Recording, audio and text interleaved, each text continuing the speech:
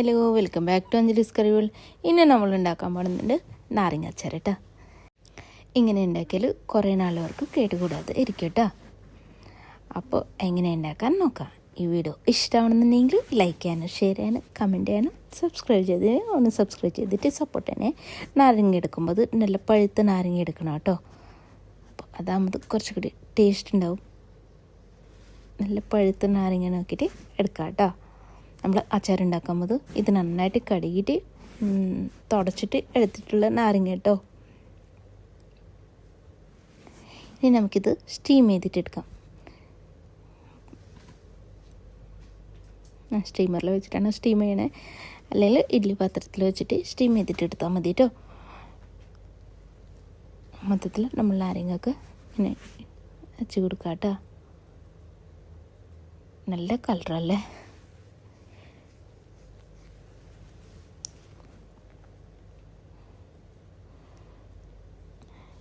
ഇനി ഇതൊരു 8 മിനിറ്റ് മതി കേട്ടോ.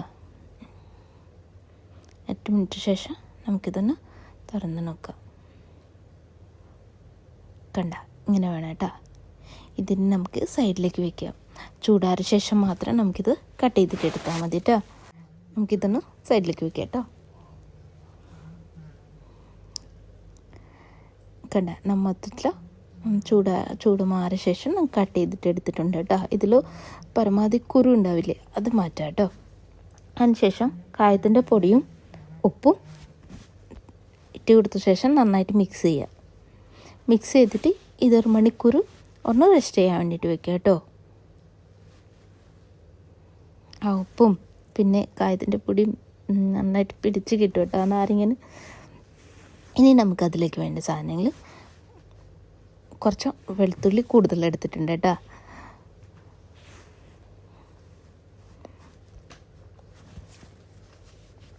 ഒരു 1/4 കപ്പ് വെളുത്തുള്ളി കട്ട് ചെയ്തത് എടുത്തിട്ടുണ്ട്.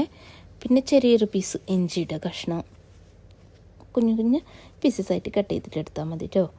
പിന്നെ കുറച്ച് കറിവേപ്പിലയും. ആദ്യം നമുക്ക് ഈ പാനിലേക്ക് 1 ടേബിൾ സ്പൂൺ കടുക് ഇട്ട് കൊടുക്കുക കേട്ടോ. ഇത് ടീസ്പൂണാണ്, അതന്നെ 2 പ്രാവശ്യം എടുത്തിട്ടുണ്ട് കേട്ടോ. ഇനി ഇതിലേക്ക് 1 ടീസ്പൂൺ ഉലുവ ഇട്ട് കൊടുക്കുക കേട്ടോ. ടേബിൾ സ്പൂൺ അല്ല, ടീസ്പൂണാണേ.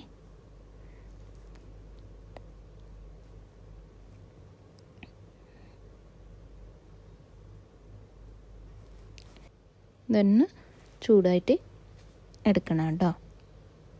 കരിഞ്ഞു പോകാൻ പാടില്ല. ലോ ഫ്ലെയിമിൽ വെക്കണം കേട്ടോ. 8 ലോ ഫ്ലെയിം ഉണ്ടാവില്ല, അത് വയ്ക്കാം കേട്ടോ.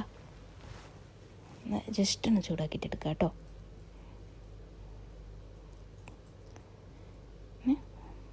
ഇത് വേറെ പ്ലേറ്റിലേക്ക് മാറ്റി വയ്ക്കാം. ഇതിന് സൈഡിലേക്ക് ഇരിക്കട്ടെ.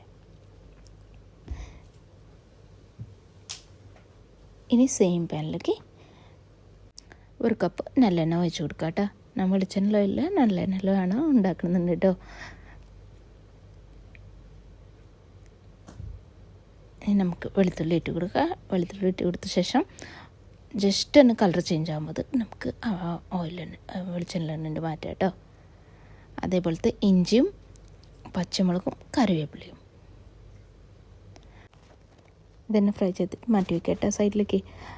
ഇനി നമുക്ക് ആ കടുകും ഉലുവയും ഫൈനായിട്ട് പൗഡറായിട്ട് പൊടിച്ച് കൊണ്ടുവരാം കേട്ടോ.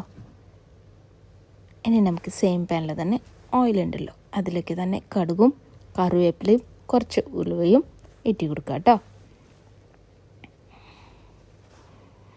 ഇനി ഒരു 1/4 ടീസ്പൂൺ മഞ്ഞൾപ്പൊടി ഇട്ട് കൊടുക്കുക.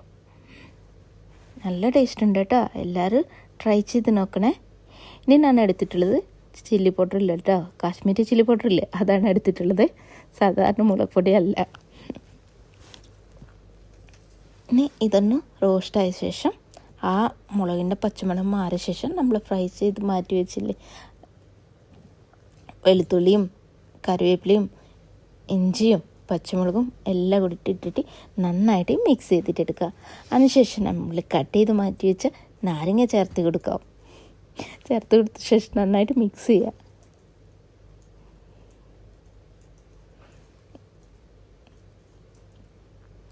ഈ സമയത്ത് ഉപ്പ് കുറവുണ്ടെങ്കിൽ ഉപ്പ് ചേർത്ത് കൊടുക്കുക കേട്ടോ. ഇനി ഇതൊന്ന് ടേസ്റ്റ് ബാലൻസ് ആവാൻ വേണ്ടിയിട്ട് കുറച്ച് പഞ്ചസാര ചേർത്ത് കൊടുക്കുക കേട്ടോ. പിന്നെ ഉപ്പ് കുറച്ചും ഈ നാരങ്ങാച്ചാറിന് ഉപ്പ് കുറച്ചും കൂടുതൽ വേണ്ടി വരും കേട്ടോ. ഇതൊന്ന് നോക്കിയിട്ട് ചേർത്ത് കൊടുത്താൽ മതി. പിന്നെ നന്നായിട്ട് മിക്സ് ചെയ്യുക.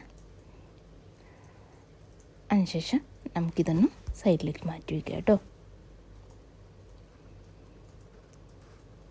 നമ്മൾ പൊടി ചേർത്ത് കൊടുക്കുമ്പോൾ ഫ്ലെയിം ഓഫ് ആക്കിയിട്ട് ചേർത്ത് കൊടുത്താൽ മതിയേ. എന്നെങ്കിൽ നമ്മൾ ആ വെളിച്ചെണ്ണ നല്ലൊരു ചൂടുണ്ടാവും കേട്ടോ. ഇനി ഒരു പാനിലേക്ക് ഒരു കപ്പ് 250 ml ഒരു കപ്പില്ലേ, ആ കപ്പിലേക്ക് വിനീഗർ ചേർത്ത് കൊടുക്കുക. ചേർത്ത് കൊടുത്ത ശേഷം നന്നായിട്ട് തിളച്ച് വരണം കേട്ടോ. അതിനുശേഷം മാത്രം നമുക്കിതിൽ നമ്മൾ അച്ചാറിലേക്ക് ചേർത്ത് കൊടുക്കാം കേട്ടോ. ടേസ്റ്റ് നോക്കി, കായത്തിൻ്റെ പൊടിൻ്റെ ടേസ്റ്റ് കുറവുണ്ട് കേട്ടോ. ഞാൻ അതൊന്ന് ചേർത്ത് കൊടുക്കുന്നുണ്ട്. കായം കുറച്ച് ഉപ്പും കുറവുണ്ട്. അത് നമുക്ക് ചേർത്ത് കൊടുത്ത ശേഷം നന്നായിട്ട് മിക്സ് ചെയ്യുക. അതിനുശേഷം നമ്മൾ തിളപ്പിച്ച് മാറ്റി വെച്ചില്ലേ വിനീഗർ, അത് നമുക്കിതിലേക്ക് ഈ സമയത്ത് ചേർത്ത് കൊടുക്കണേ.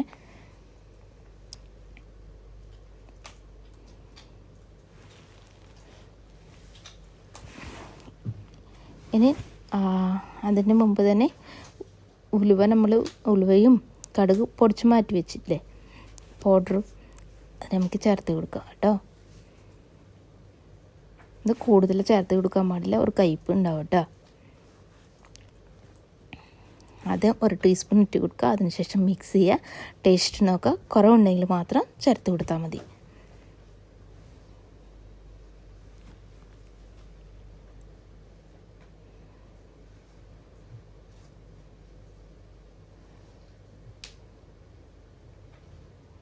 പിന്നെ ഞാൻ 1 ടീസ്പൂൺ മാത്രം ചേർത്ത് കൊടുത്തിട്ടുണ്ട് കേട്ടോ. ടേസ്റ്റ് നോക്കിയിട്ടുണ്ട്, പാകമാണ് കേട്ടോ. ഇനി അതിനുശേഷം നമ്മൾ വിനീഗർ ചേർത്ത് കൊടുത്തിട്ട് നന്നായിട്ട് മിക്സ് ചെയ്യാം കേട്ടോ. ഇത്രയല്ല നമ്മൾ അച്ചാർ റെഡി ആയിട്ടുണ്ട്. 2 മിനിറ്റ് ഒന്ന് മിക്സ് ചെയ്തിട്ട് എടുക്കാം കേട്ടോ. പിന്നെ അതേപോലത്തെ നമ്മൾ അച്ചാർ കേട് വരാതിരിക്കണമെങ്കിൽ ഒരു ഗ്ലാസിൻ്റെ ബോട്ടിലൊക്കെ ഇട്ട് കൊടുക്കാം കേട്ടോ. ഗ്ലാസിൻ്റെ ബോട്ടിൽ നന്നായിട്ട് കഴുകിയിട്ട് തുടച്ചിട്ട് എടുക്കാം കേട്ടോ. എന്നാൽ മാത്രം കുറേ നാൾ കേട് വരാതിരിക്കും കേട്ടോ. ഇതിലേക്ക് കുറച്ച് വെളിച്ചെണ്ണ കുറവുണ്ടെങ്കിൽ വെളിച്ചെണ്ണ ഒന്ന് ചൂടാക്കിയ ശേഷം ഞാനൊരു 2 ടേബിൾ സ്പൂൺ നല്ലെണ്ണ ചൂടാക്കിയിട്ടുണ്ട് കേട്ടോ. ചൂടാക്കിയ ശേഷം ഇതിലേക്ക് ഒഴിച്ച് കൊടുക്കുക. കുറവുണ്ടെങ്കിൽ മാത്രം അങ്ങനെ ചെയ്തിട്ട് എടുത്താൽ മതി. അതിനുശേഷം നന്നായിട്ട് മിക്സ് ചെയ്യുക. ഇത് ചൂടും ആറിയ ശേഷം നമുക്ക് ഒരു ഗ്ലാസിൻ്റെ കണ്ടെയ്നറിൽ ഇട്ട് കൊടുക്കുക കേട്ടോ. പിന്നെ എടുക്കുമ്പോൾ സ്പൂണൊക്കെ തുടച്ചിട്ട് എടുത്താൽ മതിയേ. കുറേ നാളുണ്ടാവും കേട്ടോ. പുറത്ത് വെച്ചാൽ മതി, ഫ്രിഡ്ജിലൊന്നും വെക്കാൻ ആവശ്യം ഉണ്ടാവില്ല. നല്ല ടേസ്റ്റ് ഉണ്ട്. എല്ലാവരും ട്രൈ ചെയ്ത് നോക്കാം.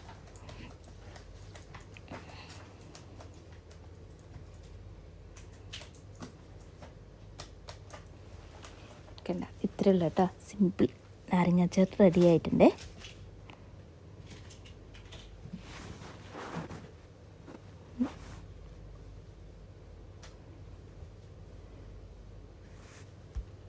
ഇഷ്ടമാണെന്നുണ്ടെങ്കിൽ ലൈക്ക് ചെയ്യാനും ഷെയർ ചെയ്യാനും കമൻറ്റ് ചെയ്യാനും സബ്സ്ക്രൈബ് ചെയ്തിട്ടില്ലെങ്കിൽ ഒന്ന് സബ്സ്ക്രൈബ് ചെയ്തിട്ട് സപ്പോർട്ട് ചെയ്യണേ. അടുത്ത വീഡിയോ ആയിട്ട് കാണാം. Thank you.